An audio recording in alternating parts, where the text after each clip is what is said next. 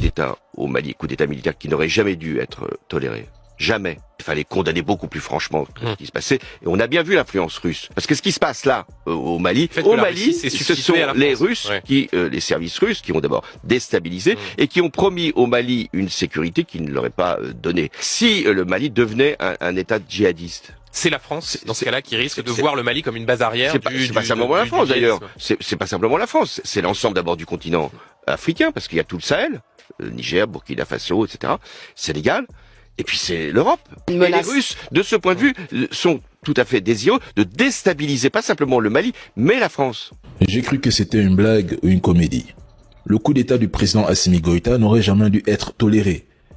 Parce qu'ils ont toléré tous les coups d'État au Mali ou en Afrique qui servaient leurs intérêts. C'est tout. Il oublie qu'un des renversements de pouvoir les plus spectaculaires de la décennie, maquillé en révolution colorée Made in Occident, a eu lieu en Ukraine en 2014 pendant son propre mandat. Et la France l'a reconnu immédiatement comme légitime, car ce coup d'État servait leurs intérêts au détriment de ceux des Russes.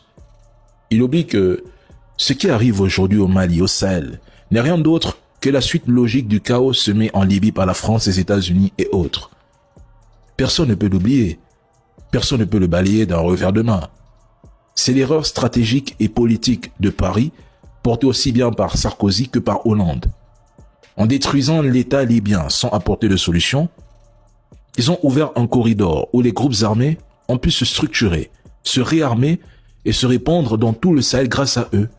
Dire que la Russie déstabilise le Mali et l'Ukraine en laissant croire qu'elle est la seule puissance étrangère impliquée est tout simplement amusant. La France, par ses interventions militaires, ses ingérences politiques, son système de la France-Afrique, ses OPEX et son influence économique, a joué un rôle réel dans l'instabilité du Mali et plus largement de la région, souvent au détriment des intérêts des populations locales.